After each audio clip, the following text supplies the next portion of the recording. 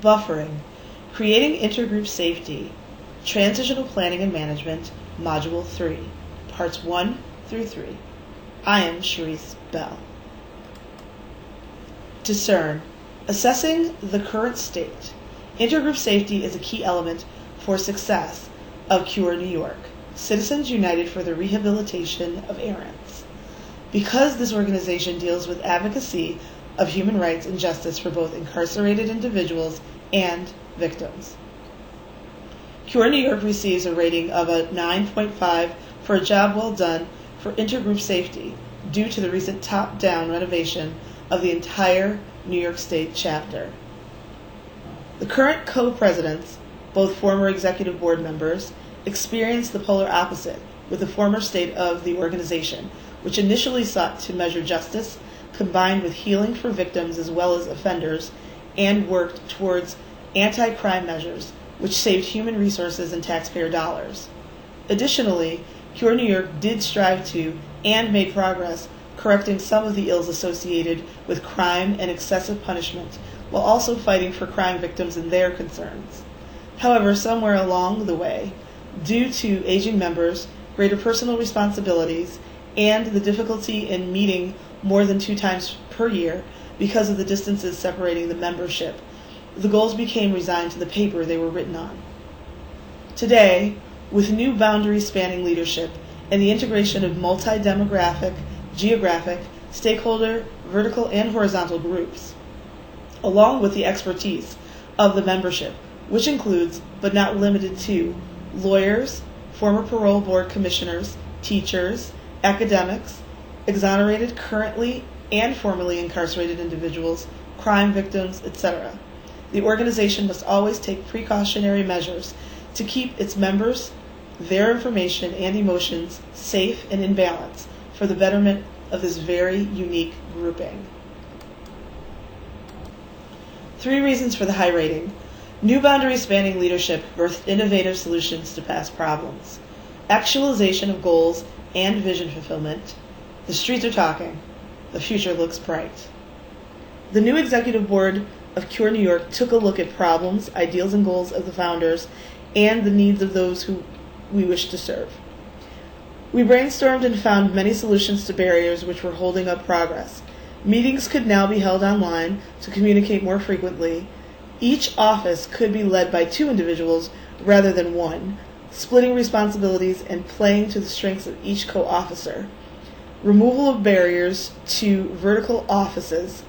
For example, when someone joins the organization, he or she may join an advisory board, and everyone has the opportunity to join the executive board as positions become available, based on a vote and commitment to the organization, not politics. Another example, there are 2 advisory board types, the incarcerated advisory board and the non-incarcerated advisory board. When someone is granted release and is on the incarcerated advisory board, he or she automatically transfers to the regular advisory board upon release, and their former spot is filled by someone still incarcerated. This is the first time this organization has included leadership positions for those incarcerated, and hopes to continue to truly do what so many other organizations only talk about, regardless of the work involved to achieve the goal and the possible concerns. Reflect. Exploring new approaches. Question 1. How can you become a more effective buffer for your group, monitor and managing what goes out and what comes in? As co-vice president, I am in charge of the technology aspect of the organization. I can meet with the technology advocacy group, fellow executive board members, and organization to make inquiries about problems and possible solutions. Additionally, we can use social media and technology to shape the new face of CURE New York and to increase awareness to the injustices felt by society at large, along with possible solutions and ways to become involved for real change. One aspect about the new CURE New York is the co-leadership roles. This was implemented due to the past leadership where the treasurer took on the role of president without actually being named president. as he was also the Cure National Treasurer and the newsletter editor. He was wearing many hats, but not fully reporting information to the executive board and the real president or the general membership. He was misappropriating funds and information which kept the rest of the membership in the dark. Due to the lack of time of the actual president and the medical issues of the founder, he had Alzheimer's, the status quo continued until the idea of two executive board members, one of them being the president, now one of the co-presidents, to revamp the organization and co-lead to alleviate some issues and straighten out the messes. Today, accountability is built into each position to ensure the recent past does not rear its ugly head again. The process of full implementation of a top-down transition is not easy at all. There is about a 90% turnover of members due to the voting out of the treasurer, even though his practices were in question.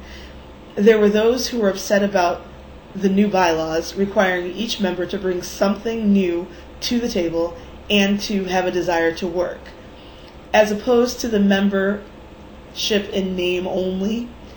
I've watched the co-presidents shield the general membership and advisory boards from much of the details of the negative press from the Department of Corrections and Community Supervision, to those who slam the organization and new leaders on social media sites such as Facebook in the comments on the fan page. As a member of the executive board and technology educator, I can teach my team to put out the success stories and to become vulnerable with those with alternative agendas in order to be real, to be human, and to combat the evil with good. We can also block those with only negative comments or address them one-on-one through private communications. These are just a few ways that I can become a more effective buffer for my team.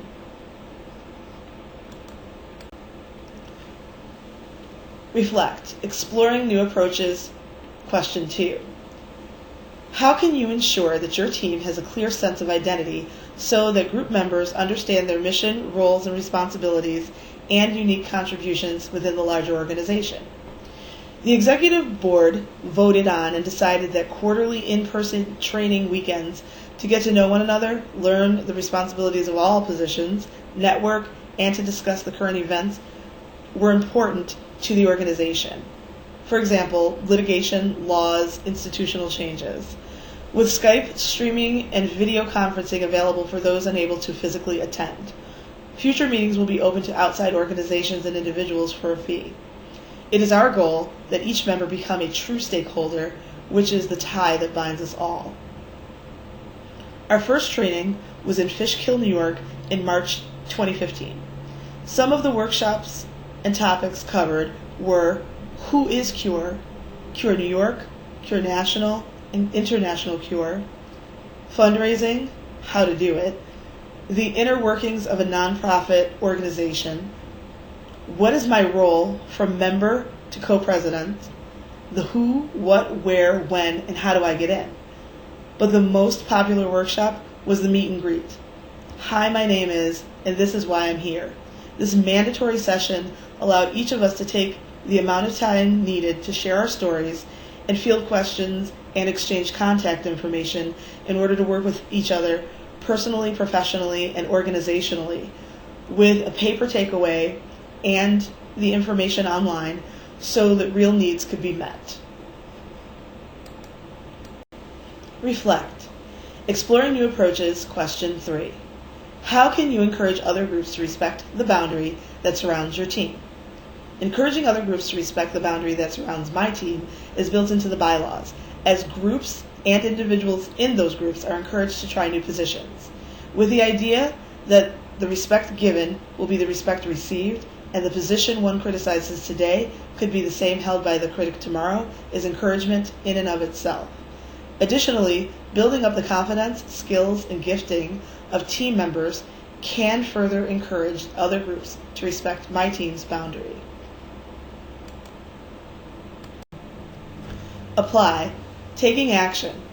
One insight about buffering, which can be applied to my Nexus challenge, is to be mindful of the buffering pitfall of speculative favoritism toward one specific group's point of view. Perspective is important, and taking the time to understand others as well as helping them to understand you is key to being a successful buffer.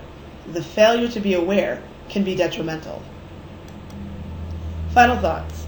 As a leader, creating safety through buffering can have lasting positive effects on health and productivity of team members. Tisner and Chernak-High also stated the perceived unfair treatment or negative injustice, actual or perceived, can have adverse results. The better the buffering, the better the team. Thanks, guys.